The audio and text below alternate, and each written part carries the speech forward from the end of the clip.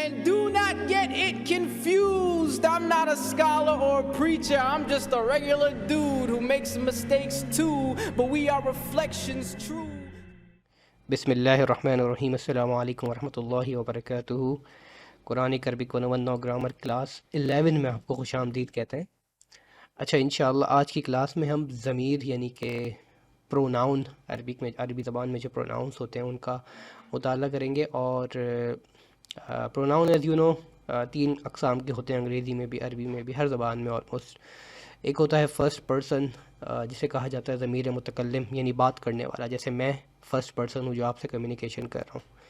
اور دوسرا ہوتا ہے سیکنڈ پرسن یعنی کہ ضمیر مخاطب، جیسے آپ لوگ میری بات سن رہے ہیں، آپ سیکنڈ پرسن ہیں. اسی طرح تھرڈ پرسن جس کو ضمیر غائب کہا جاتا ہے، جس کے بارے میں بات ہو رہی ہے یا وہ سامنے موجود ہو یا نہ ہو تو وہ تھرڈ پرسن جس کے بارے میں گفتگو ہو رہی ہے. جیسے میں اگر زید کے بارے میں گفتگو کر رہا ہوں تو میں ہوں فرسٹ پرسن ضمیر متکلم، آپ لوگ ہیں ضمیر مخاطب سیکنڈ پرسن، اور زید چاہے میرے ساتھ ہو، ہمارے ساتھ ہو یا نہ ہو، وہ ضمیر غائب کہلائے گا یعنی تھرڈ پرسن، وہ ابھی اس کنورزیشن کے اندر انوالو نہیں ہے. تو خیر اینی ویز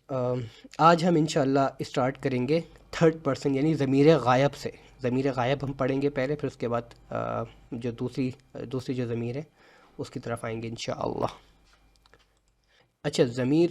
2 اقسام کی ہوتی ہے عربی زبان میں. ایک کو کہا جاتا ہے منفصل اور ایک ہوتی ہے متصل. تو ذرا گھبرانے کی بالکل بھی ضرورت نہیں ہے چارٹ دیکھ کر. انشاءاللہ I am gonna break it down, اس کو توڑ کر بآسانی جتنا آسان ہو سکتا ہے میں اس کو بیان کروں گا، اور ایک مزاح کے عنصر کے ساتھ اس کو جو ہے وہ سیکھنے کی کوشش کریں گے. تو ضمیر متصل جو لیفٹ پہ بنا ہوا ہے یہ انشاءاللہ ہم نیکسٹ کلاس میں ڈسکس کریں گے.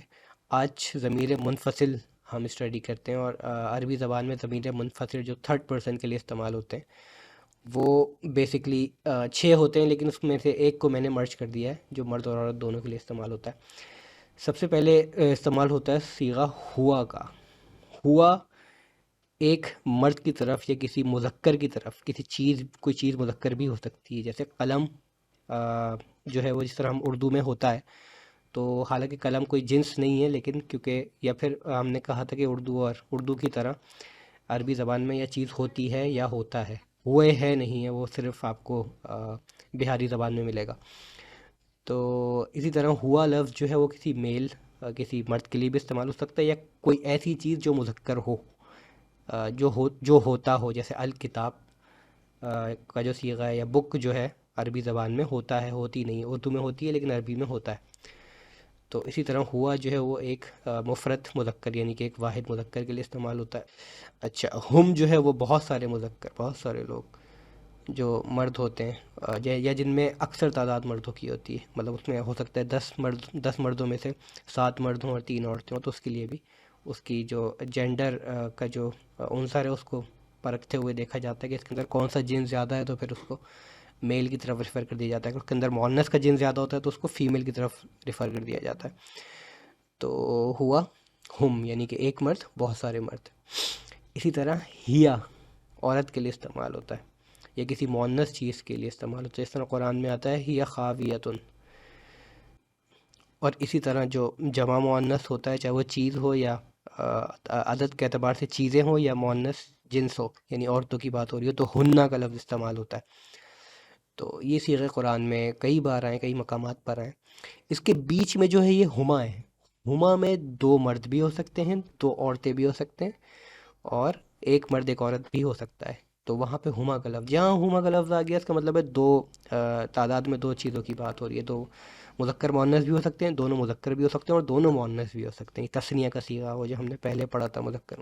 واحد تثنیہ اور جمع کے اندر پچھلی کلاسز میں. سب سے پہلے ہم ہوا کے صیغے کا مطالعہ کر لیتے ہیں. قرآن میں اکثر جگہوں پر یہ آیا ہے، بیشتر جگہوں پر. پہلی اگزامپل، بہت آسان اگزامپل، قل هو اللہ احد، کہہ دیجئے ہوا اللہ، کہ وہ اللہ، احد ایک ہے. تو ہوا وہ مذکر کی بات ہو رہی ہے. مذکر اللہ تعالیٰ کا کوئی جنس تو ہے نہیں، لیکن اللہ کیونکہ ہوتا ہے، ایسے میں نے کہا کہ یا ہوتا ہے چیز یا ہوتی ہے اردو اور عربی زبان میں، تو اللہ کے لیے مذکر کا صیغہ استعمال ہوتا ہے. وہ اللہ ایک ہے، تو اللہ ایک ہے تو واحد ہے، تو اس کے لیے ہوا کا لفظ استعمال ہوا ہے. اسی طرح اگلی آیت میں ان شانئک ہول ابتر یعنی کہ بے شک، شانیہ کا آپ صلی اللہ علیہ وسلم کی طرف اشارہ ہو رہا ہے یہ کہ آپ کا جو دشمن ہے، شانیہ دشمن کو، شانی دشمن کو کہتے ہیں، اور شانیہ کا آپ کا، جس طرح اردو میں کا ہوتا ہے، تو آپ کا دشمن، آپ صلی اللہ علیہ وسلم کو دشمن، ہول ابتر، لا وارث اور بے نام و نشان رہے گا، نامراد رہے گا بالکل ایک طرح سے ہوا، تو ایک کی طرف اشارہ ہو گیا، یعنی کہ جو بھی یہ کام کرے گا وہ نامراد ہے، چاہے وہ سنگل فرد ہو یا مطلب ہر ایک کی طرف اشارہ کر کے بتا دیا گیا ہے، ایک فرد کی طرف۔ تو اور یہ جو ہے وہ مضارع کا صیغہ بھی ہے کہ بھئی صرف آپ صلی اللہ علیہ وسلم کو وہ طعنہ دینے والے لوگ جو ہی کہتے تھے کہ آپ صلی اللہ علیہ وسلم کی نسل نہیں چلی، کوئی بیٹا باقی نہیں بچا، تو یہ صرف اس دور تک محدود نہیں ہے، جو بھی آپ صلی اللہ علیہ وسلم کو دشمن ہوگا، چاہے وہ پاسٹ میں تھا، پریزنٹ میں ہے، پریزنٹ اس وقت موجود تھا، یعنی کہ اس وقت کا جو پریزنٹ تھا، اور اب تک جتنے بھی آپ صلی اللہ علیہ وسلم کے دشمن آئیں گے وہ سارے ناکام و نامراد، اور ان کا نام لیوا کوئی نہیں ہوگا۔ تو یہ بھی قرآن کی ایک بلاغت ہے۔ اس کے بعد ہے بل ہوا قرآن مجید، بلکہ یہ قرآن ہے بڑی نشانی والا، تو ہوا ایک کی طرف اشارہ ہو رہا ہے، اور قرآن کیونکہ مذکر کا صیغہ ہے عربی زبان کے اندر، تو ہوا کا لفظ اس لیے استعمال ہوا ہے قرآن کے لیے، اور قرآن ایک ہی ہے، ٹھیک ہے۔ اور ہوا کا لفظ بہت ساری بیشتر جگہوں پہ استعمال ہوا ہے، اللہ لا الہ الا هو الحی القیوم، اور آپ قرآن کھولیں گے سورہ بقرہ سے تلاوت کرنے شروع کریں گے ہوا ہوا ہوا، آپ کو بہت ساری جگہوں پہ ملے گا۔ اسی طرح ہما کا صیغہ، ہما کی طرف آ جاتے ہیں ہم۔ ہما قرآن میں میرے خیال سے ایک ہی مقام پر آیا ہے، جہاں تک میرا اندازہ ہے، اگر ایک سے زیادہ مقام پر آیا ہے تو انشاءاللہ آپ لوگ مجھے کمنٹ سیکشن باکس میں وہ چیز ریفر کر سکتے ہیں، اپنی میری نالج کے لیے بھی، اور دیگر جو سننے والے ہیں انشاءاللہ ان کے لیے بھی۔ تو یہ وہ آیت ہے جس میں حضرت ابو بکر اور حضرت محمد صلی اللہ علیہ وسلم جو ہے وہ مشرکین سے بچتے ہوئے ہجرت کرنے جب جا رہے تھے، مدینہ تو غار میں تھے، تو وہاں پہ اللہ تعالیٰ فرماتا ہے ہما فی الغاری، یعنی کہ وہ دونوں جب غار میں تھے، اس کی ٹرانسلیشن جیسے لکھی ہوئی ہے، یو کین سی، وہ دونوں غار میں تھے، ہما فی الغاری، تو ہما دو کی طرف اشارہ ہوا، فی الغاری غار میں، تو یہ آپ صلی اللہ علیہ وسلم کی طرف اور حضرت ابو بکر صدیق کی طرف اشارہ ہو رہا ہے۔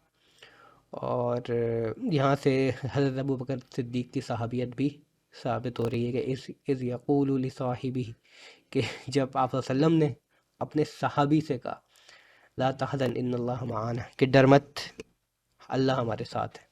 تو یہ نہیں کہا ان اللہ معانا کہ میرے ساتھ، ان اللہ معانا ہمارے ساتھ ہے، تو یہاں پہ ابو بکر کی صحابیت بھی ثابت ہوئی، اللہ تعالیٰ کا ان کا ساتھ دینا بھی ثابت ہوا، اور تیسری ایک اور چیز یہاں پہ ثانی اثنین، کہ وہ دوسرا تھا ان دونوں میں سے ابو بکر کی طرف اشارہ ہو رہا ہے کہ ابو بکر دوسرا تھا، تو یہاں سے ابو بکر کی فضیلت بھی ثابت ہو رہی ہے کہ نبی کریم صلی اللہ علیہ وسلم کے بعد جو افضل ہیں بشر میں سے، وہ ہیں ابو بکر صدیق رضی اللہ عنہ۔ اچھا، ہما کے بعد ہم کی طرف آتے ہیں ہم۔ ہم کا صیغہ تو سورہ بقرہ کے، آپ انشاءاللہ سورہ بقرہ کی تلاوت کرنا شروع کریں تو کئی مقامات پہ جو ہے نا منفصل اور متصل دونوں ملیں گے ہم کے صیغے۔ کچھ ایگزامپلز دیکھ لیتے ہیں۔ وہم مہتدون، اور وہ راہ راست پر ہیں، تو ہم کا صیغہ جو ہے یہاں پہ پلورل کے لیے، کہ وہ بہت سارے مردوں کی بات ہو رہی ہے، اکثریت جس کی بات ہو رہی ہے جینڈر کی، ان میں جب بھی مرد عورت مکس اپ بات ہوتی ہے تو اکثریت جو ہے نا، اگر مرد اور عورت تعداد میں برابر بھی ہوں تب بھی مذکر کا جنس اپلائی ہوتا ہے، تو ہم مہتدون، وہ لوگ ہدایت پانے والے ہیں، راہ راست پر ہیں، تو پلورل کی یہاں بات ہو رہی ہے۔ اسی طرح وہم مکرمون، وہ باعزت ہیں، اکرام والے ہیں، مکرم ہیں، تو مور دین ون کی بات ہو رہی ہے، یعنی کہ 3 اور سے زیادہ کی بات ہو رہی ہے، تو یہاں پہ ہم کا صیغہ استعمال ہوا ہے۔ اچھا، ہم سے اب آتے ہیں ہم ہیا کی طرف۔ ہیا جو ہے وہ مؤنث، واحد مؤنث، یعنی کہ وہ جنسی اعتبار سے کوئی انسانی، یعنی عورت بھی ہو سکتی ہے اور کوئی چیز بھی ہو سکتی ہے، جس کو مؤنث سمجھا جاتا ہے عربی زبان میں۔ سلام ہی حتی مطلع الفجر، پہلی اگزامپل آ گئی، سلامتی کی ہوتی ہے، کیا ہوتی ہے؟ وہ رات، فجر کے طلوع ہونے تک، تو سلام ہیا، سلامتی کی ہوتی ہے، as you can see in the translation میں نے ہائی لائٹ کیا ہے یلو کے اندر، سلامتی کی ہوتی کا مطلب ہے، مطلب فیمیل کی بات ہو رہی، تو ہیا اس رات کی طرف اشارہ ہو رہا ہے، شب قدر کی رات کی طرف، تو رات کیونکہ عربی میں بھی ہوتی ہے جس طرح اردو میں ہوتی ہے، تو ہیا کا لفظ استعمال ہوا ہے یہاں پہ۔ اسی طرح قرآن میں غالباً سورہ طہ کی یہ آیت ہے، correct me if I am wrong comment کے اندر، قال ہی عصایا، یہ موسیٰ علیہ السلام کمیونیکیشن کر رہے ہیں اللہ تعالیٰ سے اور بتا رہے ہیں قال ہی عصایا کہ یہ میری لاٹھی ہے۔ اب لاٹھی عصا ویسے ہوتا ہے، لیکن اگر لاٹھی کی اس کی ٹرانسلیشن کی جائے تو لاٹھی اردو میں ہوتی ہے، تو اسی طرح عصا جو ہے وہ بھی ہوتی ہے عربی زبان میں، تو اس کے لیے بھی ہی عصایا کہ یہ میرا عصا ہے، میری لاٹھی ہے اس طرح سمجھ لیں اس کو۔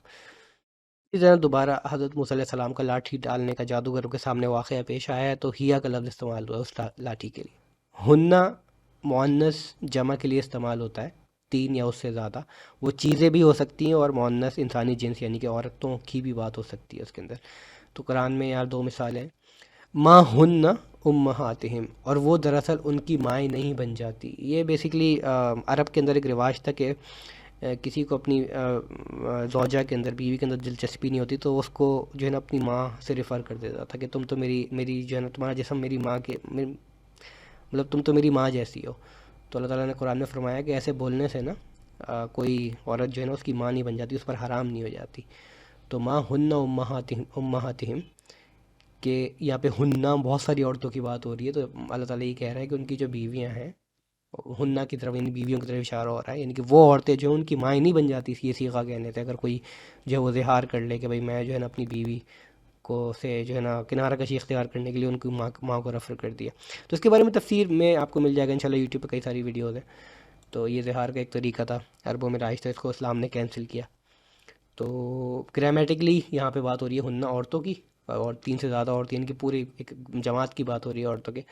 تو یہاں پہ ہننا کا لفظ استعمال ہوا ہے۔ اسی طرح قرآن میں ارشاد ہوتا ہے آیات محکمات ہن ام الکتاب، جس میں واضح مضبوط آیتیں ہیں جو اصل کتاب ہے۔ اب یہاں پہ آیتوں کی بات ایک آیت کی بات نہیں ہو رہی، آیتوں کی بات ہو رہی ہے، تو آیت جس طرح اردو میں ہوتی ہے اس طرح عربی میں بھی ہوتی ہے، اس کے لیے بھی ہننا کا لفظ استعمال ہوا۔ ٹھیک ہے، یعنی کہ یہاں پہ جو انسانی جن سے مؤنث ہے اس کے لیے بھی ہننا، اور ایک ایگزامپل آ گئی کہ غیر عقول جو ہوتی ہے، مطلب جو عقل نہیں رکھتی چیزیں، اس کے لیے بھی ہننا کا لفظ استعمال ہوتا ہے اگر وہ مؤنث سمجھی جاتی ہیں اس زبان کے اندر، یعنی کہ عربی کے اندر۔ تو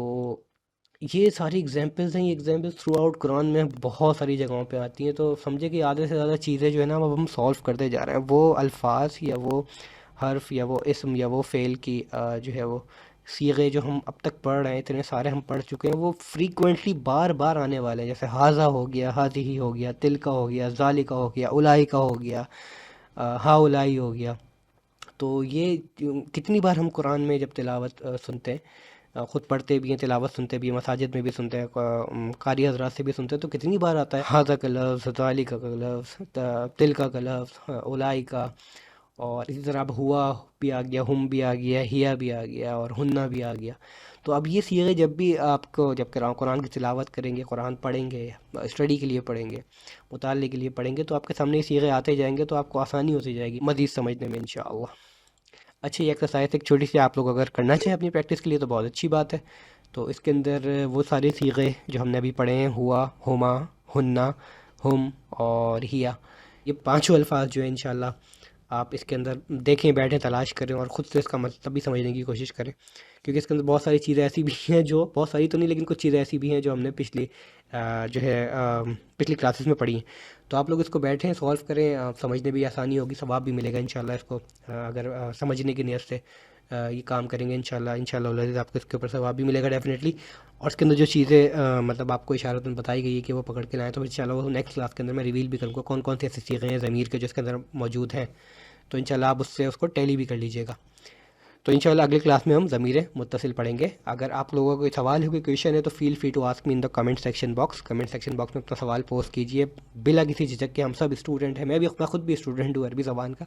تو انشاءاللہ آپ کو کوئی سوال ہو کمنٹ سیکشن باکس میں بلا جھجک پوچھا کریں۔ اگر کچھ شرم محسوس ہو رہی ہے تو مجھے ای میل بھی کر سکتے ہیں basala.adam@gmail.com پہ۔ تب تک اپنا خیال رکھیے گا، ملتے ہیں اگلی کلاس میں۔ السلام علیکم ورحمۃ اللہ وبرکاتہ۔ قرآني نبض حياتي، قرآني طهر ذاتي، قرآني عصمة أمري، قرآني طوق نجاتي، قرآني نبض حياتي، قرآني طهر ذاتي، قرآني عصمة أمري، قرآني طوق نجاتي.